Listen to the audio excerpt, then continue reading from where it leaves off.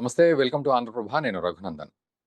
Leader of opposition Congress MP Rahul Gandhi మొత్తానికి సుప్రీంకోర్టుతో మొట్టికాయలు అయితే తిన్నారు. ఫ్రీడమ్ ఆఫ్ స్పీచ్ పేరిట ఏది పడితే అది మాట్లాడడం ఎంతవరకు సమంజసం అనే ప్రశ్న ఉత్పన్నమవుతోంది. అండ్ అసలు భారతీయుడివేనా నువ్వు అన్న ప్రశ్న అతన్ని అడిగిన పరిస్థితి. మరోవైపు ప్రియాంక గాంధీ కూడా రాహుల్ గాంధీకి సపోర్ట్ చేస్తూ ఫ్రీడమ్ ఆఫ్ స్పీచ్ గురించి మాట్లాడడం జరిగింది. మరేంటి ఫ్రీడమ్ ఆఫ్ స్పీచ్ అంటే? మన దేశం డెడ్ ఎకానమీ అని పత్రికల వాళ్లకు చెప్పడమా, లేకపోతే డొనాల్డ్ ట్రంప్ 73 రోజుల్లో 25 సార్లు పాకిస్తాన్ ఇండియా వార్ని ఆపాను అని అన్నారు అని చెప్పి ఆయన కామెంట్లను ఎత్తుకొని ఈయన రీకామెంట్ చేయడమా, లేకపోతే దేశంగాని దేశం పోయి హిందుత్వ గురించి మాట్లాడడము, భారతదేశం యొక్క పరిస్థితుల గురించి అక్కడ సెటైరికల్ గా మాట్లాడడం, ఇదేనా ఫ్రీడమ్ ఆఫ్ స్పీచ్ అనే ప్రశ్నలు ఉత్పన్నమవుతున్నాయి. అయితే దీనిపై అంటే మరి రాహుల్ గాంధీని సుప్రీంకోర్టు ఏమంది, మరోవైపు దీనికి సంబంధించి ఎలాంటి అంశాలు పరిగణలోకి తీసుకోవాలనేది మనం మాట్లాడదాం.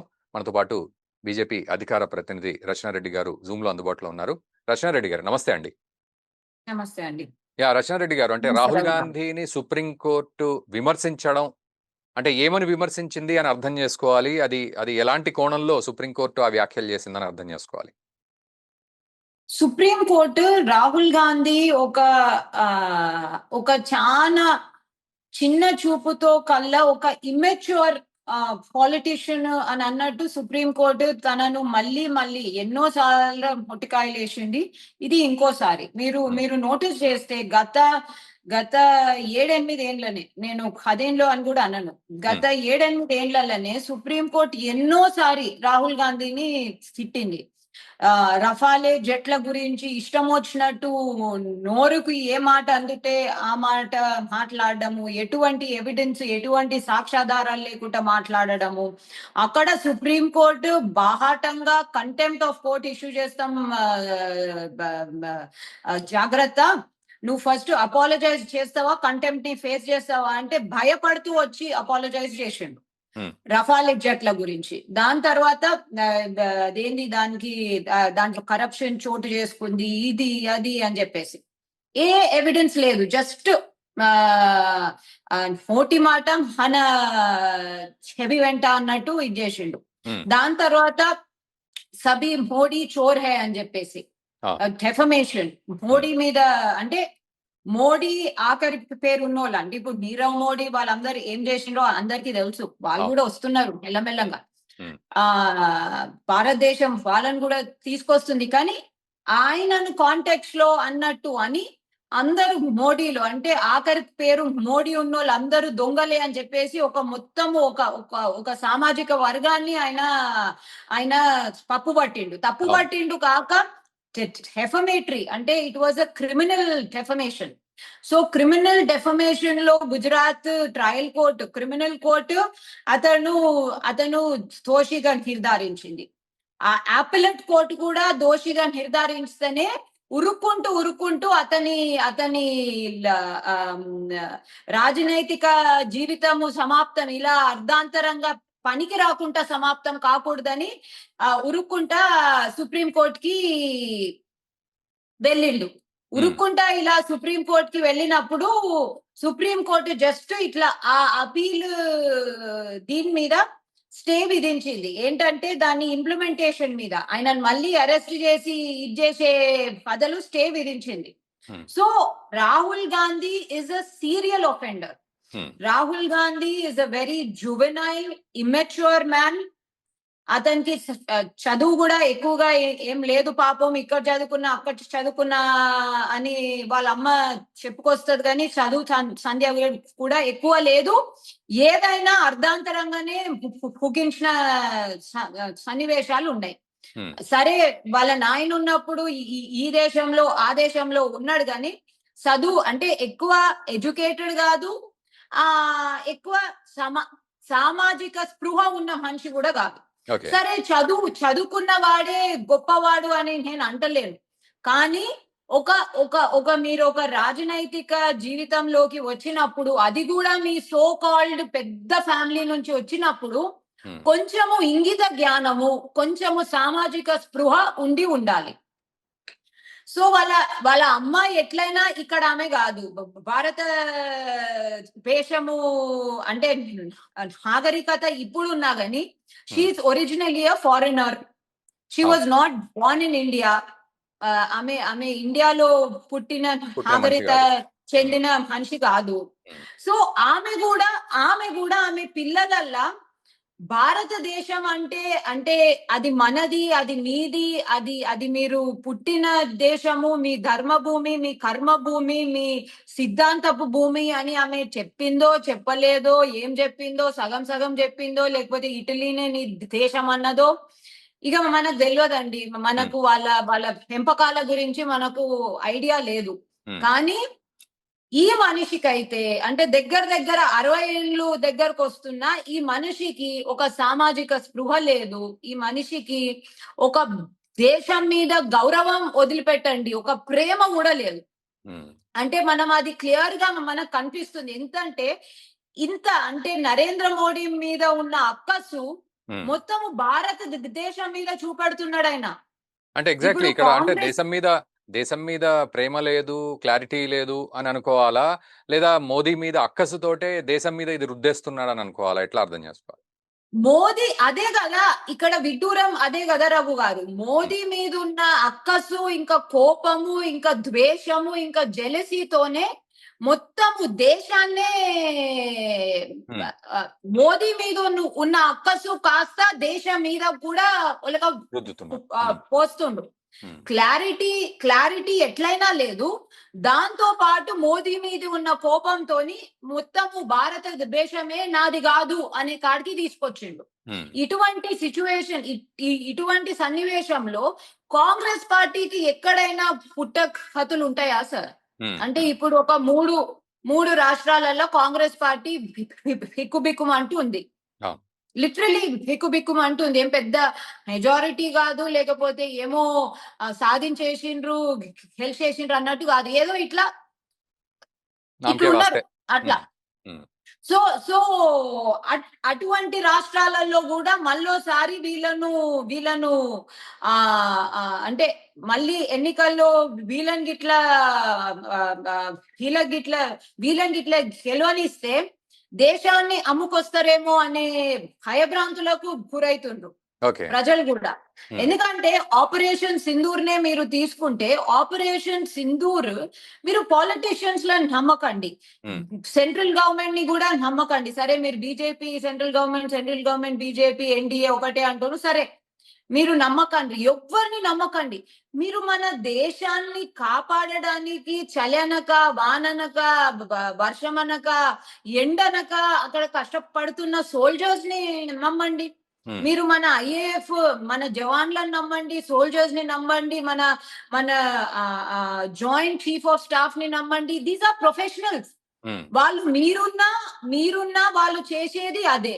ఉమ్. మోదీ ఉన్నా సెంట్రల్ గవర్నమెంట్ ఉన్నా వాళ్ళు చేసేది అదే. మీరు వాళ్ళను కూడా నమ్మకపోతే ఎక్కడనో కూర్చున్న ఒక ఒక ఒక ఒక ఆ మెడకాయ మీద తలకాయ ఉన్నదా లేదా, కొంచెము అంటే ఇంటలెక్చువల్ కేపబిలిటీ లేని ఒక ఒక ఒక ఫారెన్ లీడర్ ని పట్టుకొని ఉమ్, అతను ఆ ట్రంప్ అతను ఆ ఆ పిచ్చి వేరే మళ్ళీ ఆ, నాకు నోబెల్ కావాలి, బరాక్ ఒబామాకి ఇచ్చిండ్రు, నాకు కావాలా, నాకు కావాలి.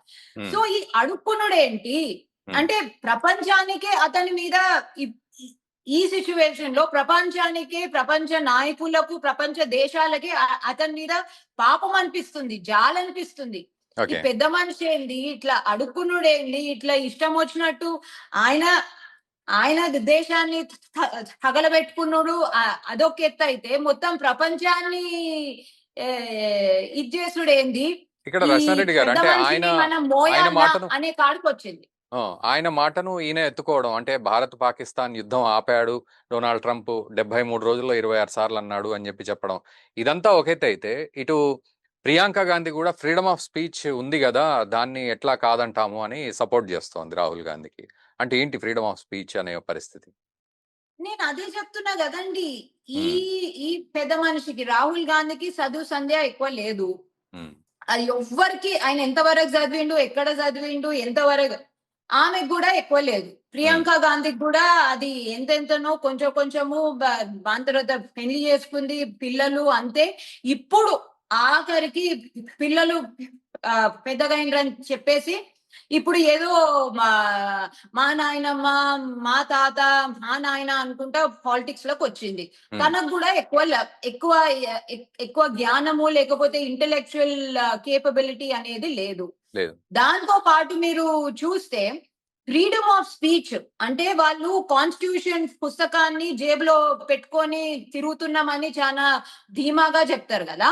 అదే కాన్స్టిట్యూషన్ పుస్తకాన్ని ఒకసారి తిరిగేస్తే మీకు ఫ్రీడమ్ ఆఫ్ స్పీచ్ కనిపిస్తుంది. Freedom of speech is always subject to restrictions. Restrictions అంటే మీరు హుటాహుటిగా ఇష్టం వచ్చింది నా నోరికి ఏమొస్తే అది నేను మాట్లాడేస్తాను, రోడ్ మీద మాట్లాడతాను, మైకులలో మాట్లాడతాను, ఎవరితోనన్నా మాట్లాడేస్తాను, దానికి అసలు లెక్క పట్టింపు ఏమి ఉండడానికి వీల్లేదు అన్నట్టు కాదు. మన భారత రాజ్యాంగం అలా లేదు. Freedom of speech is always subject to restrictions. Restrictions related to violence, restrictions related to national security, restrictions related to not harming others. అంటే నేషనల్ సెక్యూరిటీ రీత్యా రెస్ట్రిక్షన్స్ ఉన్నాయి. వైలెన్స్ అంటే వాళ్ళ ఉత్తేజపరిచి మీరు వైలెన్స్ కి సారి చేస్తే దానికి రెస్ట్రిక్షన్స్ ఉన్నాయి. దాంతో పాటు ఇంకోలకు హార్మ్ అంటే అంటే అంటే ఒక ఇది కలగకుండా దానికి రెస్ట్రిక్షన్స్ ఉన్నాయి. అంటే తప్పు జరగకుండా తప్పులకు దారి తీయకుండా రెస్ట్రిక్షన్స్ ఉన్నాయి. So freedom of the speech అంటే నేను నా నోరుంది కదా అని నోరిని మోరిలాగా చెరువులాగా వాడతాను అని అంటే కాదు. So freedom of speech is also subject to restrictions. ఈ అక్క చెల్లెళ్లకు లేకపోతే అన్నా చెల్లెలకి దీని గురించి ఇంకిత జ్ఞానం లేదు. అది అలా ఉండగా ఈ ఇష్టం వచ్చినట్టు మాట్లాడు ఇండియాను డెడ్ ఎకానమీ అంటే అవును అంతే డెడ్ ఎకానమీనే అని అనుడు అనేసేడు. దాని తర్వాత మొన్న గల్వాన్ అసలు సుప్రీంకోర్టు అన్నది నీకు ఎంత ధైర్యం ఉంటే ఎంత దేశభక్తి లేని వాడివైతే నువ్వు గల్వాన్ క్లాషెస్ గురించి ఇష్టం వచ్చినట్టు మాట్లాడుతావు. నీకేం చైనా వచ్చి నీకేం అదేంటి చోళల్లో ఊదిందా? లిటరలీ అన్నది సుప్రీంకోర్టు. నీకు చైనా వచ్చి చెప్పిందా అని అడిగింది. చైనా వచ్చి నీ చెవుల ఊదిందా, నీకు చెప్పిందా, లేకపోతే నీకేమన్నా నీకు ఇది ఉందా అంటే లైక్ నువ్వేమన్నా కమ్యూనికేట్ చేసినావా, వాళ్ళు నీతో కమ్యూనికేట్ చేసిండ్రా? నీకు ఎట్లా తెలుసు? నీకు చైనా వచ్చి ఇన్ని స్క్వేర్ మైళ్ళు కిలోమీటర్లో స్క్వేర్ మైల్లో వాళ్ళు ఆక్రమించుకున్నారని నీకు ఎవరు చెప్పిండు? నీకు ఎవిడెన్స్ ఏది? ఎందుకంటే డెఫమేషన్ అంటే పరువు నష్టం దావా, క్రిమినల్ పరువు నష్టం దావానైనా సివిల్ పరువు నష్టం దావానైనా నేను చెప్పింది కరెక్ట్, నాకు దానికి ఎవిడెన్స్, నాకు దానికి సాక్ష్యాధారాలు ఉన్నాయంటే అది పరువు నష్టం కాదు. కానీ ఇక్కడ ఈ మనిషి ఎన్నిసార్లైనా ఆఖరికి ఆయన లోక్సభ ఎంపీ పదవికి వచ్చిన మోడీ చోరే అనే దాంట్లో ఆయన పదవికి వచ్చిన వచ్చే 8 ఏళ్ళు నువ్వు అసలు లోక్సభ కాదు కదా, నువ్వు కార్పొరేటర్ గా కూడా నువ్వు ఎన్నికల్లో నువ్వు పాల్గొనలేవు అనే దానికి వచ్చిన ఈ మనిషి బుద్ధి మారదు. సో ఇది నరేంద్ర మోడీ మీద ద్వేషం కాదు, ఇది దేశం మీద ద్వేషం. ఇటువంటి వాళ్ళను దేశ ప్రజలు, నేను బీజేపీ అనో లేకపోతే దేని గురించో మాట్లాడతలేను, నేను ఒక భారతీయ సిటిజన్ గా ఒక భారతీయ నాగరికురాలుగా నేను మాట్లాడుతున్నాను. ఇటువంటి వాళ్ళకు కొంచెము ఇస్తే కూడా అంటే ఒక rope, if you give a rope to these people దేశాన్ని నాశనం చేస్తారు. సో మీరు గాల్వాన్ క్లాషెస్ మీద ఆయన స్టేట్మెంట్ అంటే కంప్లీట్ ఇర్రెస్పాన్సిబుల్ నెగ్లిజెంట్ స్టేట్మెంట్స్ చూడండి. మీరు మొన్న operation Sindoor, Trump dead economy అంటే నేను ట్రంప్ కాదు నరేంద్ర మోడీని నమ్మండి అని అంటలేను నేను. మీరు IAF joint chief of staff, IAF chief అదేంటి ఎయిర్ మార్షల్, దాని తర్వాత air force air marshal, army chief of staff plus navy marshal వచ్చి కూడా వీళ్ళందరికీ మళ్ళా ఇంకొక ఒక కోఆర్డినేటింగ్ మనిషి జాయింట్ చీఫ్ ఆఫ్ స్టాఫ్ వచ్చి కూడా మీరు చెప్పినప్పుడు కూడా, అది కూడా ఎవిడెన్స్ తోని చెప్పినప్పుడు కూడా మీరు నమ్మకపోతే ఎట్లా? అజిత్ దోవాల్ గారు ఒకటే ఒక మాట అన్నారు ఆపరేషన్ సింధూర్ మీద. ఎవరినైనా అంటే మన గురించి తప్పుగా మాట్లాడుతున్న లోపలున్న వాళ్ళైనా బయట ఉన్న వాళ్ళైనా ఎవరినైనా ఒక్క ఇమేజ్ ఏరియలా, శాటిలైటా, గూగులా, ఇంకా ఒక్క ఇమేజ్ లేకపోతే ఇంటెలిజెన్స్ నైనా చూపెట్టమని చెప్పింది. ఇప్పటి వరకు ఎవరు ఈ ఆపరేషన్ సింధూర్ ని హేళన చేసిన వాళ్ళు, రాహుల్ గాంధీ అటువంటి వాళ్ళు ఎవరు చూపెట్టలేకపోయిండ్రు. మళ్ళా అదే కాంగ్రెస్ లా ఎంతో మంది ఇట్లా తల ఇంకా నోరు ఎందుకు కట్టుకున్నారు సార్? వాళ్ళకే వాళ్ళ వాళ్ళ వాళ్ళ దీని మీద అంటే ఒక ఎంబారస్మెంట్ వస్తుంది. ఈ మనిషి ఏంది, ఈయన లెక్కేంది, ఈయన అసలు ఏమనుకుంటుండు, ఈయన అసలు ఇప్పటి వరకు జీవితంలో సాధించింది ఏంది కాడికొచ్చింది వాళ్ళ పార్టీలో ఇప్పుడు. రచనారెడ్డి గారు, ఓవరాల్ గా అంటే ఒక కంక్లూజన్ కొద్దాం. సో అంటే ఈ సిచ్యువేషన్స్ ఇందాక మీరు అన్నట్లుగా ఆపరేషన్ సింధూర్ గురించి ఎన్ని విషయాలు చెప్పినా, అటు హోంమంత్రి చెప్పడం, ఎక్స్టర్నల్ అఫైర్ మినిస్టర్ చెప్పడం, తర్వాత ప్రధానమంత్రి చెప్పడం, ఆ రక్షణ శాఖ మంత్రి, వీళ్ళందరూ కూడా ఎక్స్ప్లెయిన్ చేశారు. ప్రతిపక్షాలు అడిగిన ప్రశ్నలకే ముఖ్యంగా ఫోకస్ చేసి మరి బాధ్యతగా సమాధానం చెప్పారు. సో దీన్ని బట్టి ప్రజలకు కూడా అర్థమైంది ఏం జరిగింది అనేది, కంప్లీట్ గా ఫార్మల్ గా అర్థమైంది. బట్ రాహుల్ గాంధీ పరిస్థితి ఏ విధంగా ఉంటుంది అండ్ ప్రజలు కూడా తనని ఏ విధంగా చూసే పరిస్థితి వస్తోంది ఇప్పుడున్న సిచ్యువేషన్ లో, ఇలాంటి వ్యాఖ్యల మీద సుప్రీంకోర్టు తిట్టిన నేపథ్యంలో భవిష్యత్తులో కూడా ఇలాంటివి చెయ్యరు అనడంలో ఎటువంటి మనకు గ్యారంటీ అయితే లేదు. సో ఎట్లా ఉండబోతోంది ఈ విషయంలో? సార్, ఇంచుమించు 60 ఏండ్లకు వచ్చిన మనిషిని మనం మార్చలేము. అది అది అది న్యాచురలీ, బయోలాజికలీ, ఇంకా every which way impossible. So ఈ మనిషి ఇలాగే ఉంటాడు. ఇప్పుడు సుప్రీం కోర్టు ఇది 4వ సారి కాదు, ఇంకో చాలా సార్లు చివాట్లు పెట్టాల్సిన అవసరం ఉంటది. మన భారత ప్రజలకు ఈ మనిషి జీవితంలో చేసింది పెద్దగా ఏం లేదు. ఆ కుటుంబంలో పుట్టడం తప్ప, అంటే it's an accident of birth, అదే అంటారు యాక్సిడెంట్ ఆఫ్ బర్త్ అని. ఆ కుటుంబంలో పుట్టడం తప్ప ఇప్పటి వరకు ఆయన చేసింది ఏమీ లేదు. ఇంచుమించు 20-25 ఏండ్ల, ఇంచుమించు 20 ఏండ్లు ఆయన లోక్సభ, ఆయన ఎంపీగా ఉండి 2006 కదా, అదే ఆ టైంలో ఇంచుమించు 20 ఏండ్ల కెరియర్ లో, అంటే పొలిటికల్ కెరియర్ లో ఆయన ఎటువంటి డిగ్నిటీ, ఇంకా ఎటువంటి మేధస్సు, అంటే ఒక ఇష్యూ మీద మనం కొట్లాడొచ్చు, let's go on the street and fight, చాలా కొట్లాడొచ్చు. ఎక్కడ ఎగ్గాలనో, ఎక్కడ తగ్గాలనో, ఎక్కడ కలిసి పనిచేయాలనో ఆయన ఇప్పటి వరకు 20 ఏళ్లలో నేర్చుకోలేదు. ఇందిరాగాంధీ అలాగే, అంటే ఇందిరాగాంధీ కలిసి పనిచేద్దాం అన్నది, రాజీవ్ గాంధీ కలిసి పనిచేద్దాం అన్నారు. దానికన్నా ముందు జవహర్ లాల్ నెహ్రూ కూడా చాలా సార్లు ఆపోజిషన్ వైపు టర్న్ అయిండు. కానీ ఈ మనిషికి ఒక పొలిటికల్ క్యాపిటల్ అనేది లేదు. సో ఇతను నరేంద్ర మోడీ మీద ద్వేషాన్ని ఎంతవరకు పెంచుకున్నాడంటే, అది ఆయన కంప్లీట్, అంటే ఒక విజన్ ని మొత్తము బ్లర్ చేసేసింది. సో ఇది ఆయన మారడు. ఆయన మారకపోగా ఆయనతో పాటు కాంగ్రెస్ ని కూడా పీక్కొని మునుగుతాడు.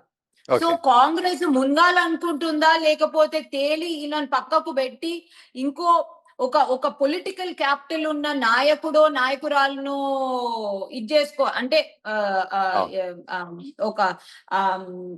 ఒక రకమైన నాయకులను చూస్ చేసుకోవాలనుకుంటుందా అనేది కాంగ్రెస్ డిసైడ్ చేసుకోవాలి. కానీ కాంగ్రెస్ వాళ్ళు ఏదైతే గుర్తుంచుకోవాలంటే, దేశ ప్రజలు ఎప్పుడో మన 70-80లో లేకపోతే 60లను జస్ట్ ఒకటే న్యూస్ ఛానల్ ఉండి, ఒకటే న్యూస్ పేపర్ వచ్చి దాన్నే నమ్మేస్తున్నారు కాదు. దేశ ప్రజలకు చాలా అవెన్యూస్ ఉన్నాయి. వాళ్ళు చాలా రకాలుగా న్యూస్ ని అబ్జర్వ్ చేస్తున్నారు, కన్జ్యూమ్ చేస్తున్నారు, చూస్తున్నారు, ఎక్స్పీరియన్స్ చేస్తున్నారు. ఎక్స్పీరియన్స్ అనేది ఇప్పటి వరకు లాస్ట్ 20 years లోనే న్యూస్ ని ఏం జరుగుతుందో, ఎక్కడ జరుగుతుందో, ఆఫ్రికాలనా లేకపోతే ఇక్కడనా అక్కడ, they are experiencing news. So దేశ ప్రజలను ఈ టైంలో వాళ్ళను మోసం చేయాలనో, లేకపోతే ఏదో మాట్లాడేసి వాళ్ళను రెచ్చగొట్టాలనే సిచ్యువేషన్ లో లేరు. అండ్ దేశ ప్రజలు దేశం ముఖ్యమని అందరూ అనుకుంటున్నారు. మీరు లోపల ఏమన్నా గుద్దుకోండ్రి, ఏమన్నా కొట్టుకోండ్రి, ఏమన్నా చేసుకోండి గాని బయటకొచ్చేసరికి భారతదేశం అంతా అఖండ భారత్ లాగానే ఉండాలని ప్రతి దేశ పౌరుడు అనుకుంటున్నాడు. దీంట్లో ఓకే. హిందువులు, ముస్లింలు, కాంగ్రెస్ వాదీలు లేకపోతే ఎన్డీఏ వాదీలు కాదు. Okay. Everybody is thinking the same. And అటువంటి దేశాన్ని మీరు ఇన్సల్ట్ చేయడము, ఎంబారెస్ చేయడము, ఇంటర్నేషనల్ స్టేజ్ మీద అసలు ఎందుకు పనికిరాదన్నప్పుడు నువ్వు ఎందుకు వస్తున్నావు? నువ్వు భారతదేశంలోనే ఉండొద్దు కదా. ఆ. నువ్వు అసలు నేను భారతీయునని కూడా నువ్వు అక్నాలెడ్జ్ చేయొద్దు. రాకు, వెళ్ళిపో. ఎందుకు? ఓకే. నీకు భారతదేశమే అవసరం లేనప్పుడు ఈ దేశానికి నీ అవసరం కూడా ఎక్కువ ఉండదు కదా. ఉమ్. సో ఆ ప్రేమ అనేది ఈయన నేర్చుకోడు. ఇప్పుడు 60 ఏళ్లకు నేర్చుకున్నా చాలా జీవితంలో చాలా లేట్. ఓకే. సో కాంగ్రెస్ వాళ్ళు ఏం చేయాలో అది చేయాలి. రైట్ అండి. Thank you very much Rachana Reddy గారు ఈ విషయంపై థ్యాంక్ యూ అండి. చర్చించినందుకు. థ్యాంక్ యూ నమస్తే. Very much. సో అదండి పరిస్థితి. నమస్తే. మొత్తానికి రాహుల్ గాంధీని సుప్రీంకోర్టు తీవ్రంగా విమర్శించింది. ఏంటి చైనా మీకేమైనా చెప్పిందా? డైరెక్ట్ కాంటాక్ట్ లో ఉన్నారా అని విమర్శించింది. మరోవైపు ఎక్కడ పడితే అక్కడ సోషల్ మీడియాలో లేదా జోడో యాత్రలో, భారత్ జోడో యాత్రలో ముఖ్యంగా మాట్లాడిన వ్యాఖ్యలు ఇవన్నీ కూడా ఎటువంటి ఆధారాలతో మాట్లాడారు అంటూ కూడా తీవ్ర విమర్శలు చేసింది సుప్రీంకోర్టు. మరోవైపు ప్రియాంక గాంధీ మాత్రం రాహుల్ గాంధీకి సపోర్టుగా ఫ్రీడమ్ ఆఫ్ స్పీచ్ అంటూ తనకు సపోర్టివ్ గా మాట్లాడిన సందర్భంలో అభాస్పాలైన సందర్భం కనబడుతోంది. బట్ ఏదేమైనా దేశ ప్రజలైతే మాత్రం గమనిస్తున్నారు ఏ నాయకుడు ఏం మాట్లాడుతున్నారు, ఎటువంటి బాధ్యతతోటి మాట్లాడుతున్నారు లేదా బాధ్యత లేకుండా మాట్లాడుతున్నారా అని. భవిష్యత్తులో ఇటువంటి సందర్భాలకు సంబంధించిన పరిణామాలు ఖచ్చితంగా రాజకీయాల రూపంలో, ఓట్ల రూపంలో కూడా వచ్చే అవకాశాలు ఖచ్చితంగా ఉంటాయి. ప్రజలందరూ వీటిని నిశితంగా గమనిస్తూనే ఉన్నారు. Right. Thank you very much for watching the video. And వీలైతే మా ఛానల్ని సబ్స్క్రైబ్ కూడా చేసుకోండి. Thank you.